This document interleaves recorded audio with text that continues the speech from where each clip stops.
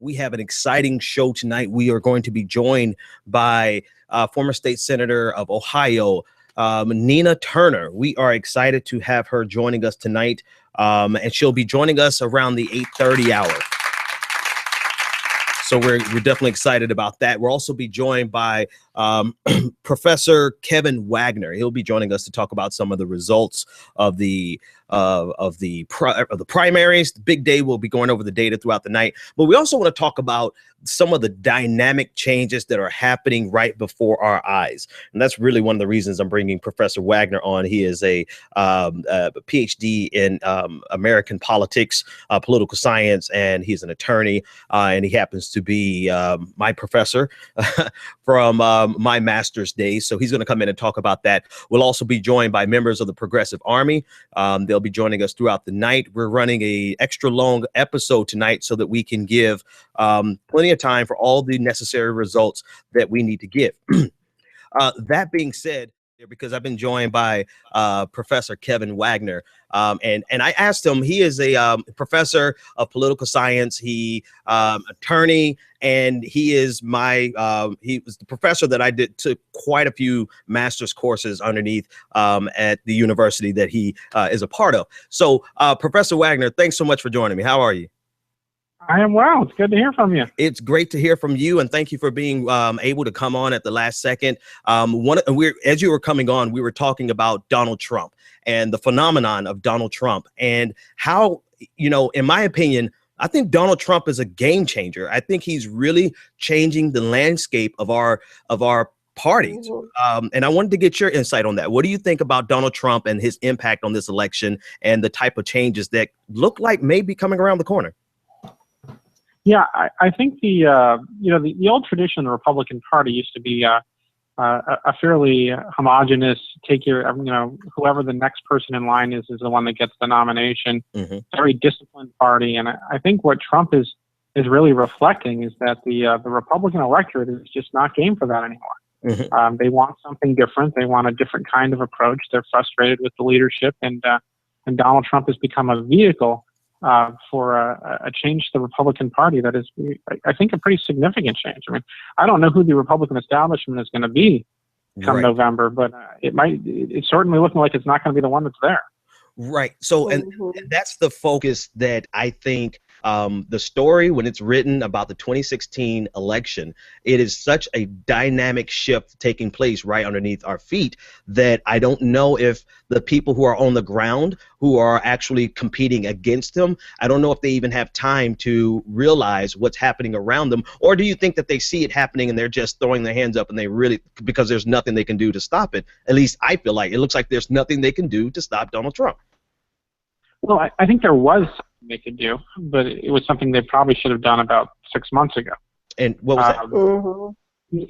Part of the problem is that if you're going to stop the momentum of a candidate, the best time to stop it is in the beginning when people are still trying to make up their minds. Mm-hmm. Because if you run negative ads, then the person says, yeah, you know what, maybe I really don't want to vote for Donald Trump or this candidate or that candidate. Mm-hmm. If you wait for them to decide, and they decided I'm going to be a Trump supporter, and then you run the negative ads, the voters react differently. They look at it and go, "What are you saying? I've been conned by him? I'm stupid? That I couldn't make a good decision?"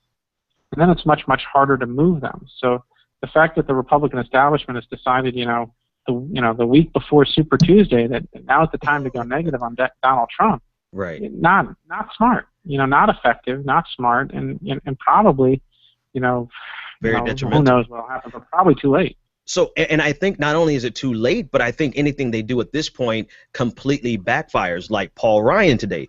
Paul Ryan came out with this speech about, bigotry and what we're not going to allow in the Republican Party. And just from from my perspective, just a political observer, I feel like that's going to backfire because many of Donald Trump supporters are supporters because they don't believe in the establishment. So at this point, is there anything somebody like Paul Ryan can do that's not going to backfire on them?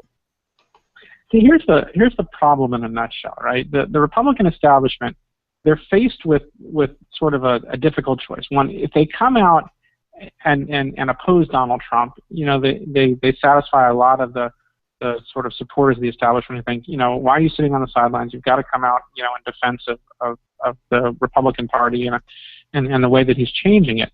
And so there's a lot of pressure for them to do that. But the irony is that every time they come out, especially an establishment person like the Speaker of the House or governors or senators, they come out and they attack Donald Trump. It's just a signal to Trump supporters that, we're right, that Donald Trump is the guy that's going to change Washington. He's the guy that they don't want there. That's why we want him there. If you look at the exit polls, one of the biggest drivers of Trump supporters are people who want change in Washington. They want, to shake up Washington. They want somebody that'll be different.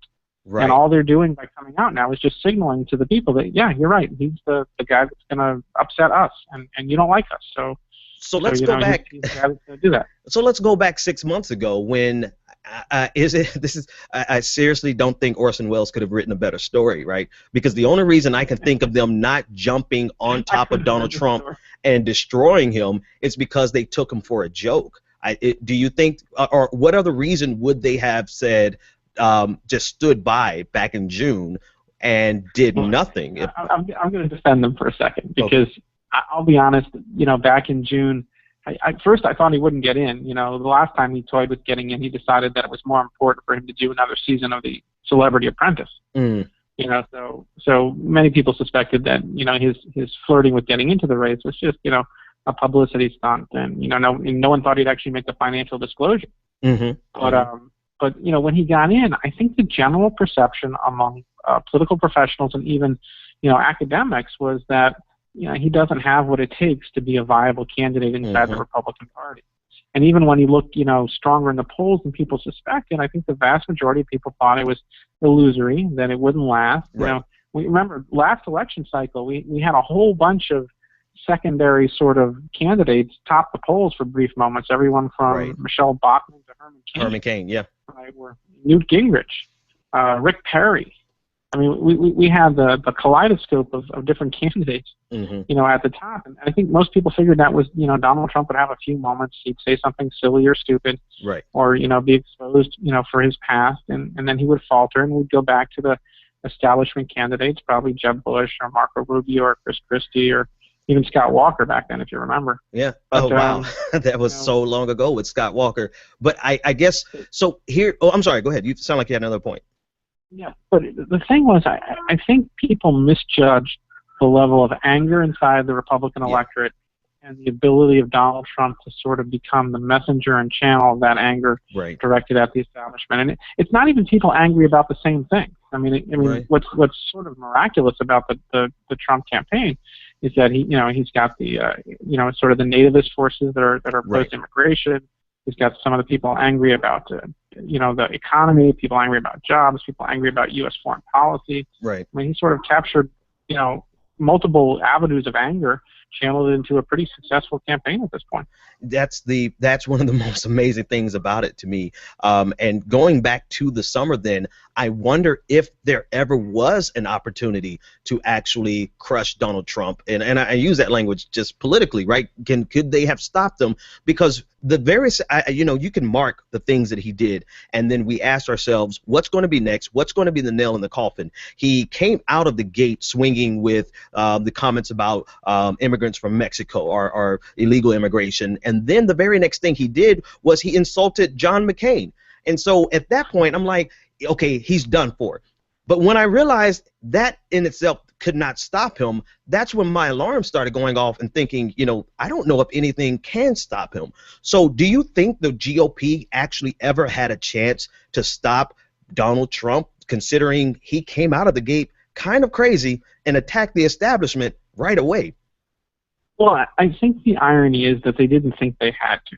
They thought when he came down the escalator with his comment about Mexicans, that and then he had his battle with John McCain, and he's had a series of these kinds of things. What he said about Megyn Kelly, he's sort of making fun of the reporter that had the handicap. Yeah, I mean, he didn't stop. No mercy with this dude.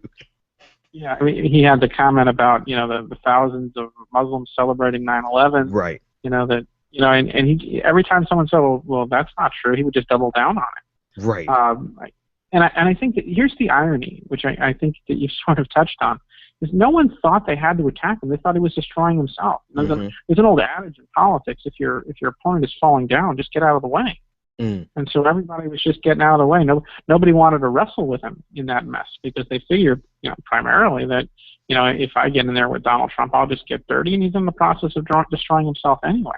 Yeah. But your initial question is a good one, which is, could they have stopped him if they had decided, let's make sure he doesn't get very far? I think the answer is yes. I mean, they could have hammered him with a lot of money, TV ads, negative advertising. They could have highlighted a lot of his past, which, I mean, you and I both know there's a lot there to mine. Which we're seeing right now. Right. But if they had done that in July, a lot of people that started to gravitate with him might have hesitated. Okay. And that was the time to do it. So here's my last question for you, and I appreciate your time. Here's the question I need to ask you.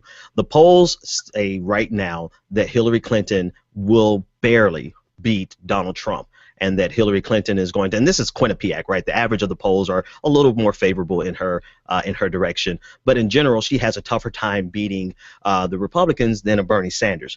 But let's just take a look at her, Hillary Clinton and Donald Trump. Considering the type of fear that can easily be stirred around Donald Trump, do you think that the polls, as they reflect right now, will hold in a general election heads-up match between Hillary Clinton and Donald Trump with a razor-thin margin of victory for Hillary Clinton?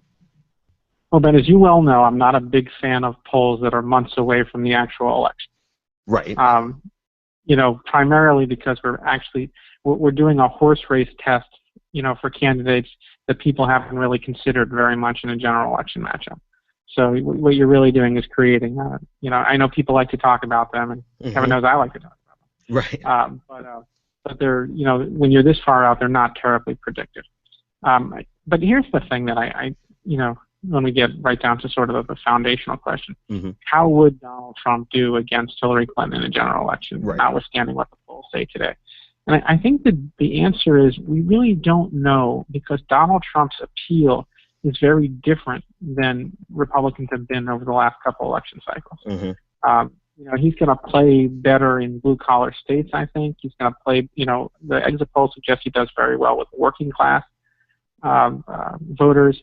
So, does that help him in Ohio, Pennsylvania? Does his, history in New York help him there? Does he play better in Florida because he's a resident here? He's going to make, there's a lot of things about Donald Trump that we don't have great answers to, and I think some Democrats that are excited about the opportunity to run against Donald Trump, be careful what you wish for. I mean, he's defeated expectations quite a few times, and his appeal has proven to be pretty durable no matter what he said about some very important issues. I mean, if I were a Democrat, I'd much rather run against Marco Rubio or Ted Cruz. They're very predictable. They're going to carry the same Republican states that they typically carry. Where Donald Trump, I mean, he's going to say things that people normally don't say. He's going to appeal to voters that in ways that are atypical, maybe drive more voters to turn out than might have otherwise done it. I mean, I'd almost always rather go for what the things that I know rather than have to deal with the completely unexpected, and that's what Donald Trump brings to the race. Professor Wagner, thanks so much for joining us with that insight. I wanted to get your opinion on this race and Donald Trump, but in particular, if I was still at the university that you are a professor at, I would want to do a study of the shift in the two-party system, the electoral shift that we're going to see, because I think it's going to be a really dramatic shift. Like you said at the beginning of the call, is if Donald Trump wins the way it looks like he's going to win, then the GOP establishment has been changed almost forever. So I would be fascinated in someone. The curious question will be, maybe we can talk about it after we see if Donald Trump gets the nomination. Is there a chunk of the Republican Party that will just say no? And split off, run a third-party candidate, or simply stay home, which is probably the more likely outcome. And that could be significant. I mean, remember, some of the things that Republicans have said about Donald Trump, you can't walk those back. Right. I mean, there's no way to explain them, and say, yeah, I said that then. I suggested that he was a racist, and a con artist, but a couple of weeks later, I'm going to suggest, I'm going to back him for president. Right. I don't know how you work that. Yeah. So we have a very interesting future ahead of us, no doubt about that. Absolutely. Well, I definitely want to join in one of your conversations in the classes, because I know you guys are tearing that apart. Dr. Wagner, thank you so much for joining me. No problem. All right, ladies and gentlemen, that was Professor Kevin Wagner. I just want to bring